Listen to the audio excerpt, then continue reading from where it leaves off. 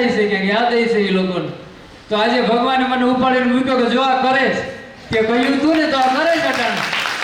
ભલે ટાઈમ લાગ્યો પણ કર્યું ખરી આ લોકોએ. એટલે કે તમે જે કંઈ કરવું હોય તમારે ત્યાં કરો, કોઈ તમને ન નડે. એટલે મહારાજ કે જ્યાં ક્યાં કેવું કાર્ય કરવું ભગવાન કરાવે.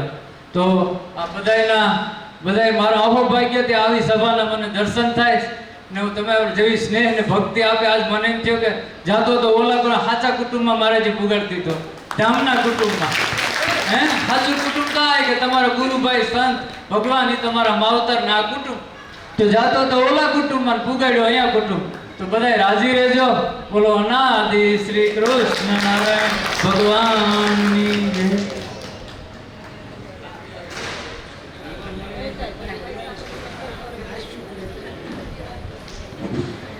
બોલો અનાદિ શ્રી કૃષ્ણ નારાયણ ભગવાનની જય. આ ભગવાનની એક કૃપા છે શરણાગતિ મંડળ માટે કે મહારાજે કીધું શરણાગતિ મંડળ તમારું કુટુંબ છે, એમાં સ્નેહ હેત ભાવ રાખજો, એમાં ક્યારેય મનભેદ પંક્તિભેદ થવા દેતા નહીં. મહારાજ કીધું એકતા અને સંપ હોય ને ત્યારે આ બધા કાર્યો થાય હો. નગર આપણે અહીં સુરતમાં રહી તો અમે ખબર કહેશું ભાઈ ફોન ઉપર ફોન કરતા હતા, હાલો રાંદેર જાઉં મેં શાંતિ રાખો ભાઈ, 9 વાગ્યા પછી આવવા. અહીં નહીં છે તો આપણે ના પડી દઈએ ભાઈ હું નહીં આવું વહેલો. અને આ ભક્તોના ભાવ અને પ્રેમ અને ભગવાનની ભક્તિના બધા વંશ થઈ અને આજ આપણી સભામાં રૂપિયો રડો ખર્ચીને મહારાજ કે સમય ઉત્સવ કરવા, ત્યારે આ બધા ભક્તોના દર્શન થાય હો. ભલે મંડળના છે એટલે આપણે વખાણ કરીએ એટલે કોઈ અતિશોક્તિ કોઈને લાગે, પણ એક વિચાર કરી લ્યો કે આપણે ખાલી એક પીએસઆઈ હોય આપણો મિત્ર તો આપણે કેવા કાઠલા મળે કે ભાઈ કામકાજ હોય કે જો પીએસઆઈ આપણો મિત્ર એટલે આપણે હું એની જેલમાં જવું હળું. એક ડૉક્ટર હોય તો એની આપણે હવા હોય કે ભાઈ અહીંયા હારા મારો ગિરેશ માની છે એ આપણો મિત્ર છે એટલે એની હું આપણે રોગ લેવો.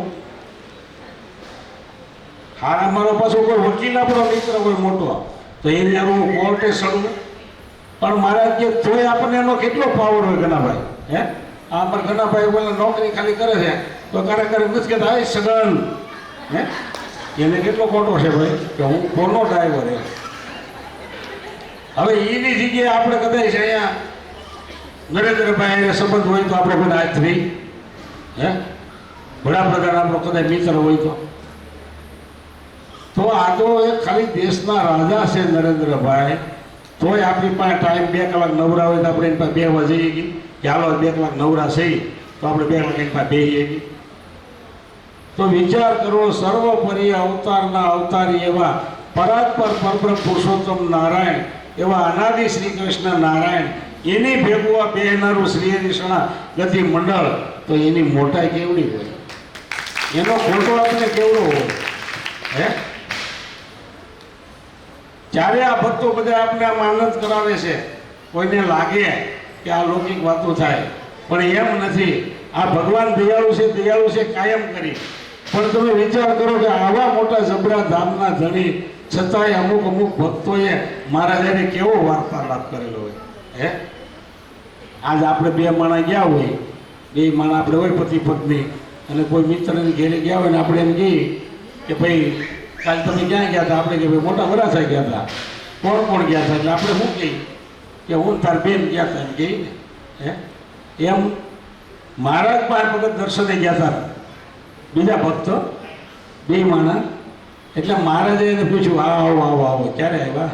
એ કે મહારાજ આગળ આવ્યા સવારના મેલમાં આવ્યા. સારું કોણ આવ્યા? ઓલા ભગત મહારાજ હું એ કે મહારાજ હું તમારી બેન 2 આવ્યા. તો વિચાર તો ઘણો તોય ધર્મનો ધણી રાજી થાય.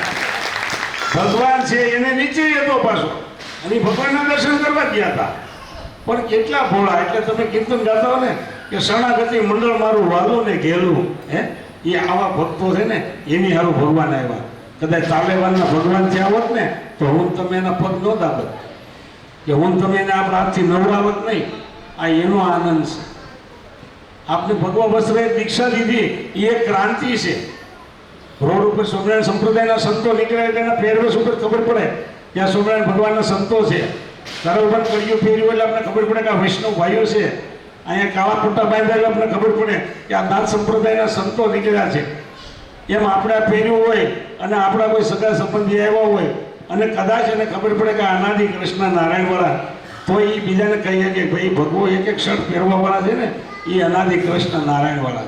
એટલે સેજે સેજે એને બધાને આનંદ થાય અને એટલેથી ભગવાનનું નામ લેવાય. પણ વર્તમાન સમયમાં બધાને ના સમજાય, પણ યુગો જાતા થાય. આપણે એક ખાલી દશરથના દીકરા એક રામચંદ્ર ભગવાનને ઓળખી. મારે ત્યાં લક્ષ્મીનારાયણ સંહિતામાં લખાણું 101 વખત આ પૃથ્વી પર રામ નામ લઈ ભગવાને ધારણ કર્યું. 108 વાર કૃષ્ણ પરમાત્મા કૃષ્ણ નામ લઈને આ પૃથ્વી પર આવ્યા છે, છતાં આપણે એક કૃષ્ણને હજી ઓળખી છીએ. એમ મારા જે સમય જાય ત્યારે આ બધા શરણાગતિ મંડળીની કિંમત થાય. શાસ્ત્રોમાં બધું લખ્યું છે હે, અને શાસ્ત્રનો ક્યારેય સમાપ્ત નથી થતું, એમાં નેતિ નેતિ થાય છે. એમ આજની આપણી આ કથા, હવે આપણે કાલનો જે ચઢાવો હતો આપણે વાત કરી કે ભાઈ જેમ આપણે કથા કરવી હોય તો વક્તા શ્રોતા સ્વયંસેવકો એમ લક્ષ્મીજીની પણ જરૂર પડે. તો જે આવતીકાલે આપણે બાલકૃષ્ણ પ્રાગટ્ય મહામહોત્સવ જે ખૂબ ધામધૂમથી ઉજવવાનો છે, ખૂબ ભક્તોને આનંદ કરાવવાનો છે. કાલ આપણે કથાનો ઓછો ટાઈમ રાખશું, આનંદનો ટાઈમ વધારે આપશું. સંદીપ ભગતને પણ આપણે ઘડીક લાભ લઈશું, એનો પણ હાસ્ય કલાકારનો આપણે. એ પહેલાં કે કાલે જે બાલકૃષ્ણ પ્રાગટ્ય ઉત્સવ છે એમાં કાલ સૂકા મેવાની જે જાહેરાત આપણે કરી એમ મહેન્દ્રભાઈ સિકલિયા તરફથી અને ચીમન બાપુના ભાઈ એમના તરફથી પણ સેવા છે.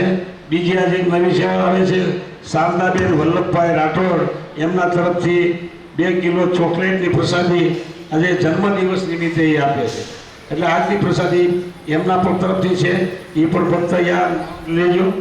અને બીજું કે હવે આવતીકાલની જે આપણે સેવાઓ બોલ્યા હતા રસોઈની, એમાં પણ જે નામ બોલાઈ ગયા છે, પણ 2 રસોઈનો વધારે ઉપયોગ થાય છે. આ ભગવાનને ભગવાનના ભક્તો કેવા હોય કે ભાઈ રૂપિયો રડો ખર્ચીને પણ સમયમાં આપણે લાભ લેવો.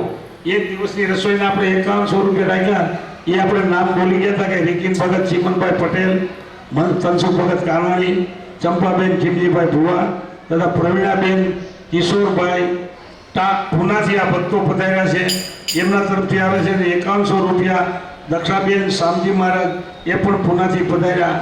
હવે વિચાર કરો કે આપણે તો એક દિવસની રસોઈ દેવી હોય તો અહીંયા જે ભક્તો જમે છે કાયમ 200, 250, 250 એને આપણી ઘેરે આપણે ન જમાડી શકીએ, પણ આપણે આવા સમય ઉત્સવ થતા હોય ત્યારે પણ અહીં ભક્તોને જમાડીને આપણે લાભ લેતા હોઈએ છીએ.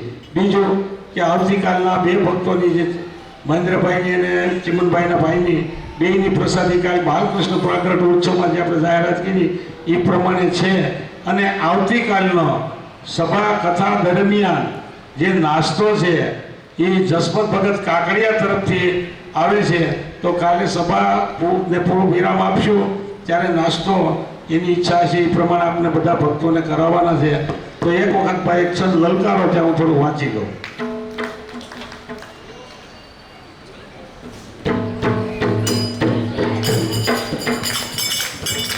અનાદિ શ્રી કૃષ્ણ નારાયણ ભગવાન